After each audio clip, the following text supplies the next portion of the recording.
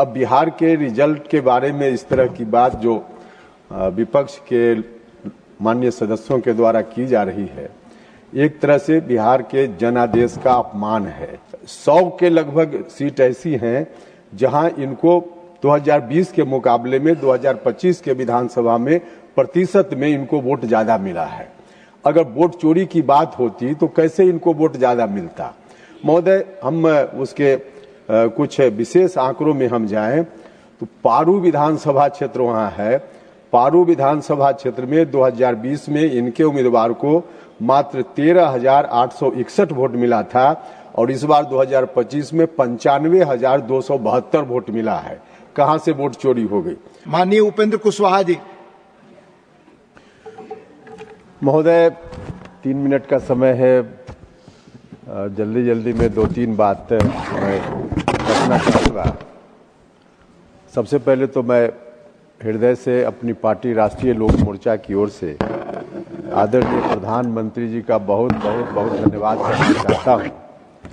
उन्होंने one nation one election की बात की शुरुआत की और आज आलम यह है कि हर जगह सदन से लेकर सड़क तक इसकी चर्चा हो रही है। हम अपनी पार्टी की ओर से इस थ्योरी का भरपूर समर्थन करते हैं और हम उम्मीद करते हैं कि हर पक्ष जो इससे संबंधित है, इलेक्शन कमीशन हो, सरकार हो, जल्दी से जल्दी इस पर निर्णय सब मिलकर करेंगे और वन नेशन वन इलेक्शन की थ्योरी पर यह देश आगे बढ़ेगा। महोदय, विपक्ष के जो बंधु यहाँ बैठे हुए हैं, कल से या उसके पहले से इस विषय पर मैं इनको सुन रहा हूँ और मुझको बड़ा आश्चर्य हुआ जब एक वरिष्ठ साथी जो विपक्ष के कांग्रेस के नेता हैं, उन्होंने कहा कि जब बिहार का रिजल्ट आया तो अचंभित हो गए सुनकर। महोदय, अब बिहार के रिजल्ट के बारे में इस तरह की बात जो विपक्ष के माननीय सदस्यों के द्वारा की जा रही है, एक तरह से बिहार के जनादेश का अपमान है, बिहार की करोड़ों जनता का अपमान है। अब आंकड़ों में हम देखें तो कहीं से इनकी बात टिकती नहीं है।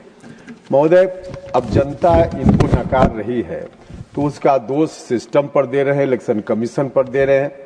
सच यह है महोदय, मेरे हाथ में कुछ आंकड़ा है और उसके हिसाब से लगभग 63 कंस्टिट्यूएंसीज आउट ऑफ 243 इसमें 4% से ज्यादा इनको 2020 के मुकाबले अभी वोट मिला है विपक्ष के लोगों को।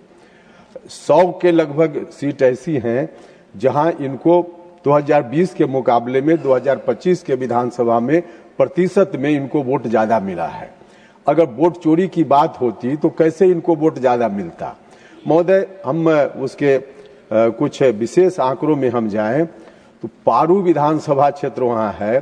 पारू विधानसभा क्षेत्र में 2020 में इनके उम्मीदवार को मात्र 13,861 वोट मिला था और इस बार 2025 में 95,272 वोट मिला है।